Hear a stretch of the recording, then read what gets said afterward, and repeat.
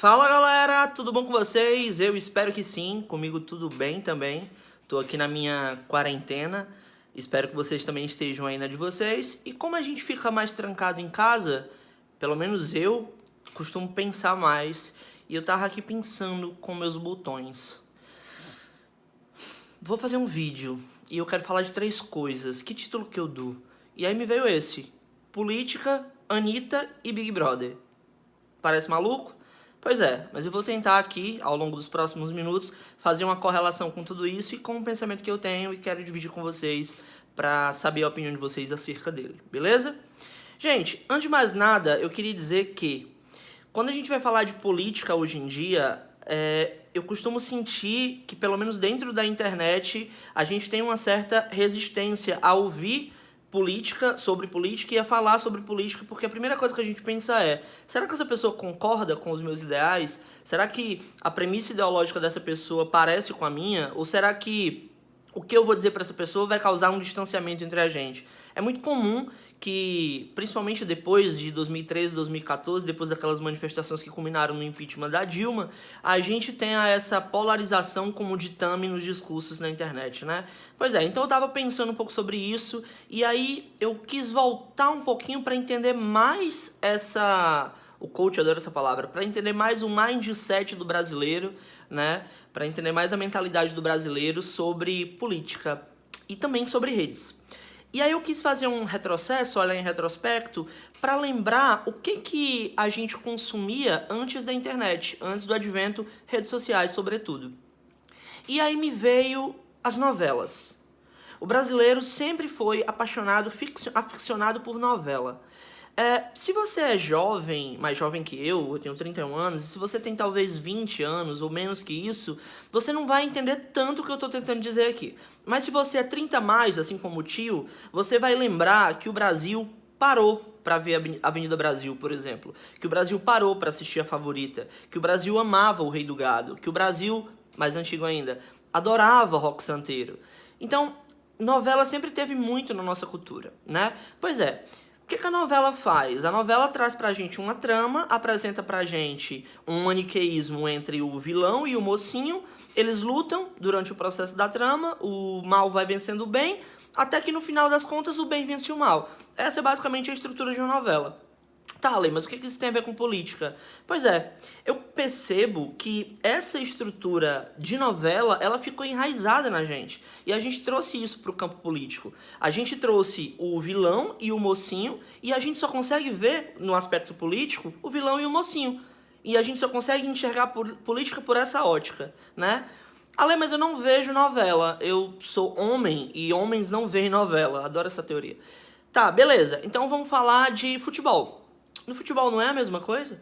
A paixão acirrada pelo teu time não faz tu gritar, esbravejar contra o teu adversário, que dentro de campo às vezes se torna até inimigo para algumas pessoas? Pois é. Então é a mesma lógica. A novela e o futebol, elas meio que moldaram e ditaram a nossa forma de olhar para a política. Beleza, mas o que isso tem a ver com Big Brother? Gente, é uma lógica muito parecida. Pra quem vê Big Brother, e quem vê Big Brother é um público muito culto, muito seleto, ao contrário do que as pessoas costumam dizer, eu adoro essa teoria de que Big Brother é coisa supérflua e fútil. Geralmente eu escuto isso de gente que não lê nenhum livro por ano, mas tudo bem, isso é tema pra outro vídeo. Beleza, mas a lógica de quem assiste Big Brother é que tu tem um favorito, tu tem um participante que tu torce, e o que eu mais vejo, principalmente no Twitter, nas redes sociais, é que a galera cria um cabresto pra esses participantes, sabe? E esse cabresto, ele não deixa a pessoa ver que o participante errou alguma coisa. Ele não deixa a pessoa perceber que aquele participante que é o favorito dele fez algo que não era bacana, teve uma atitude que não era legal. Então, esse é o típico telespectador de Big Brother com cabresto.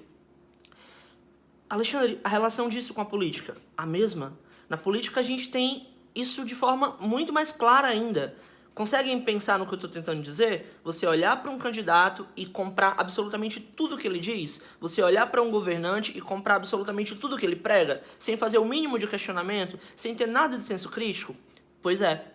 A gente traz essa mesma lógica de um reality show para a política. Parece um pouco distante, discrepante, mas não é. É basicamente o mesmo modus operandi. A gente usa as nossas paixões, aquela lá do futebol, a gente usa o maniqueísmo, aquela das novelas, quando a gente ou é o vilão ou é o mocinho, a gente usa tudo isso para justificar as nossas opiniões e para justificar as nossas escolhas. Então, hoje está muito claro que quando a gente tem isso que eu chamo de cabresto, a gente não é livre. A gente precisa ser pautado sempre pela opinião de quem a gente defende. E a gente não é livre para ter senso crítico. E isso é muito perigoso. Seja na política e seja no Big Brother, né? Só muda a expansão e o tamanho disso e a relevância disso, mas o perigo, ele tá ali. Porque é muito complexo, gente, quando a gente compra alguém com uma ideia absoluta. É muito complexo quando a gente escolhe um participante de um reality show e a gente decide que tá assinando um cheque em branco para concordar com tudo que aquela pessoa vai dizer.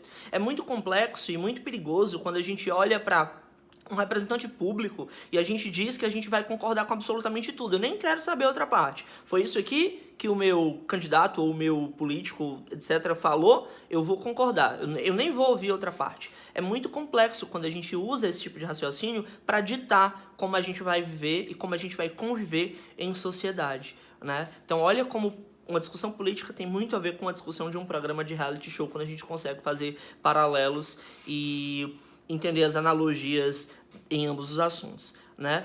Eu costumo também pensar que quando a gente se livra desse cabresto, quando a gente se livra dessa possibilidade de comprar tudo daquela pessoa que a gente apoia, como se a gente chegasse no McDonald's e dissesse assim, olha, eu quero aquele sanduíche. Aí o cara do McDonald's diz assim, beleza, mas aí tu tem que levar aquela batata e aquele milkshake. Aí tu diz, não, mas eu só quero sanduíche. Aí o cara diz, não, mas tu tem que levar um combo. Tem que levar a batata, o sanduíche e o milkshake. Aí você diz, não, mas eu queria o sanduíche, mas eu queria um suco. Não, mas não pode. Entende que a mesma lógica dentro da política é você olhar para o teu candidato ou você olhar para o teu governante e dizer, cara, eu concordo muito com essa pauta, mas eu discordo muito dessa outra. Eu concordo muito com o que ele diz nesse sentido, mas eu discordo muito do que ele pensa sobre essa política pública. Sabe esse senso crítico de conseguir analisar uma pessoa pelo todo? E não apenas comprar uma ideia absoluta de que você tem que comprar um combo, de que você tem que comprar aquela pessoa por completo, com todas as ideias. Pois é nessa lógica que a gente tem vivido. A gente tem olhado para o cenário político e a gente tem dividido e se polarizado em dois extremos. Então, se você é a favor da cloroquina, você é bolsominion, não é isso? Se você é a favor do isolamento social, claramente comunista. Olha como tá perigosa essa discussão, olha como tá perigoso a gente pautar uma discussão pública em polos, em extremos. De novo eu volto pra novela, de novo eu volto pro futebol, de novo eu volto pro reality show. Vocês percebem que tem uma correlação entre tudo isso, entre a forma como a gente costuma discutir, analisar e se debruçar sobre os nossos problemas, nossos dilemas, nossas crises políticas, sociais e econômicas, pautadas sempre com uma lógica novelística e futebolística, de torcida, de paixão, de vilão e de herói. E a gente não consegue ter um senso crítico, e esse senso crítico, na minha opinião, é o que nos tira esse cabresto que eu coloquei aqui tantas vezes.